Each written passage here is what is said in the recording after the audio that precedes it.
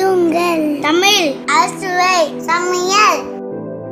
எங்களோட சேனல் உங்களுக்கு பிடிச்சிருந்ததுன்னா சப்ஸ்கிரைப் பண்ணுங்கள், பக்கத்தில் உள்ள பெல் பட்டனை கிளிக் பண்ணுங்கள். நன்றி.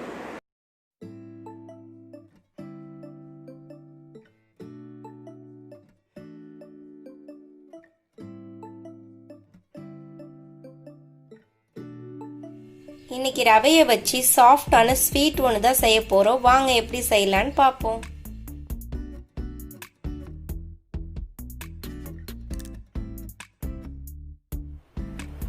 ரவை ஒரு கப் எடுத்து நல்லா ரோஸ்ட் பண்ணிக்கலாம்.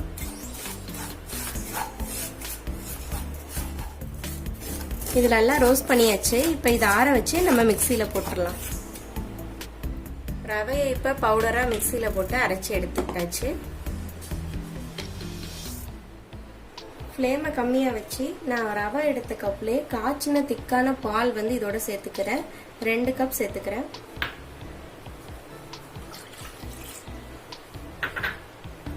ஏலக்காய் பொடி தேவையான சேர்த்துக்கோங்க. சர்க்கரை வந்து 1 டீஸ்பூன் சேர்த்துருக்கேன். இது பார்த்தீங்கன்னா மில்க் பவுடர், இது ஆப்ஷனல் தாங்க, வேணும்னா சேர்த்துக்கோங்க. நான் 1 டீஸ்பூன் அளவுக்கு வந்து மில்க் பவுடர் எடுத்து தண்ணியில் கரைச்சிருக்கேன், அதையும் இதோட சேர்த்துக்கிறேன்.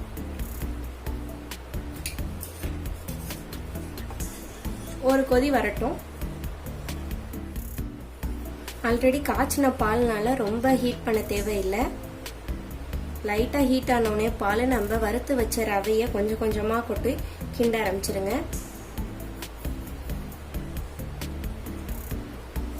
கைவிடாம கிண்டணும். ஏன் அப்படின்னா அது கெட்டி பிடிச்சிரும் ரவை, அதனால கைவிடாம ஸ்லிம்லேயே வச்சு கிண்டுங்க.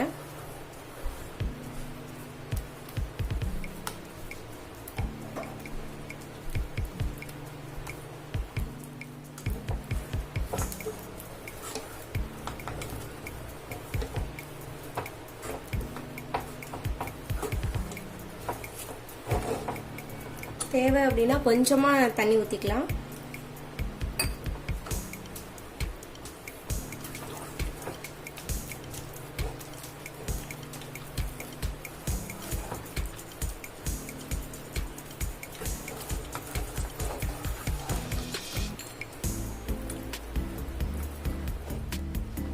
கடைசியா 1 ஸ்பூன் நெய் சேர்த்து நல்லா கிண்டிட்டு கேஸ் ஆஃப் பண்ணிருங்க.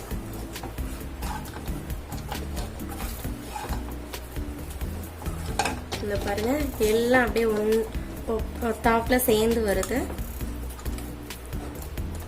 இப்ப இதை கேஸ் ஆஃப் பண்ணிருங்க. நம்ம சர்க்கரை பாகு ரெடி பண்ணி எடுத்துக்கலாம். அதுக்கு நான் 1 கப் அளவுக்கு சர்க்கரை எடுத்துக்கிட்டேன். அதே கப் அளவு தண்ணி ஊத்திக்கலாம். தேவையான பார்த்துட்டு ஊத்திக்கலாம். ஏலக்காய் பொடி இதோட சேர்த்துக்கிறேன். கொஞ்சம் நல்லா கொதி வரட்டும். குலாப் ஜாமுனுக்கு எப்படி நம்ம சர்க்கரை பாவு கம்பி பதம் வருமோ அது அளவுக்கு நம்ம இதை எடுத்துக்கலாம். ரெடி பண்ணி மாவை வந்து நல்லா ஆற விட்டுறக்கூடாது. கை தாங்குற அளவு சூடு இருக்கும் போதே நல்லா இதுமாரி ஒரு 10 நிமிஷம் பிசைஞ்சு எடுத்துக்கோங்க. அப்போதான் நம்மளோட ஸ்வீட் வந்து பார்த்தீங்க அப்படின்னா ரொம்ப நல்லா சாஃப்டாக வரும். எண்ணெயில் போடும்போதும் வந்து வெடிக்காமல் இருக்கும் சைடெல்லாம். ஸோ 10 நிமிஷம் நல்லா பிசைஞ்சு எடுத்துக்கணும். இதோட லைட்டாக நெய் கூட ஊற்றி நல்லா பிசைஞ்சுக்கோங்க. நல்லா பிசைஞ்சாச்சு. இங்க பாருங்க, நல்லா சாஃப்டா இருக்கு. இப்போ நம்ம இதை உருட்டி எடுத்துக்கலாம்.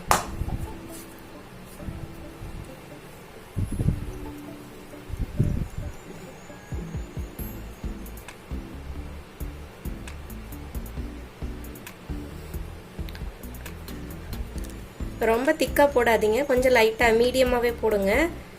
ஏன் அப்படின்னா எண்ணெயில போட்டு இதை வேக வைக்கணும்.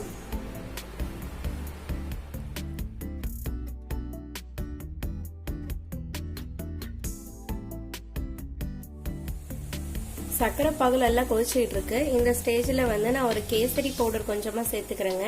இது வந்து ஆப்ஷனல் தான், வேணும்னா சேர்த்துக்கோங்க. இது நல்லா கொதிக்கட்டும். எண்ணெய் நல்லா ஹீட் ஆனோன்னு நம்ம இதை போட்டு எடுத்துடலாம். இதில்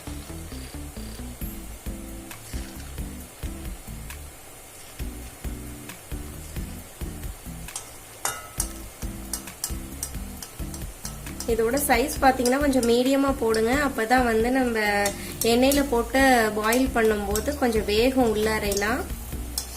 ரொம்ப திக்காக போட்டுறாதீங்க, மீடியமாக போடுங்க. இது இப்போ எடுத்துடலாங்க.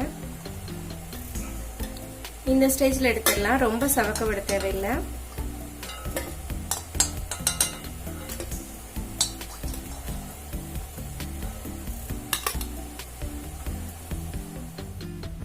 ஜீரா பாகு வந்து ரெடி ஆயிடுச்சு. இது சூடா இருக்கும் போதே நம்ம வறுத்து வச்சதையும் இதோட போட்டு ஒரு 20 மினிட்ஸ் நல்லா ஊற விட்டுடலாம்.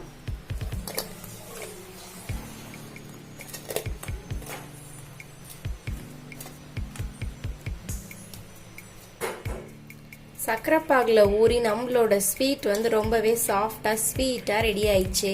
இது உங்களுக்கு பிடிச்சிருந்ததுன்னா லைக் பண்ணுங்க, ஷேர் பண்ணுங்க, சப்ஸ்கிரைப் பண்ணுங்க.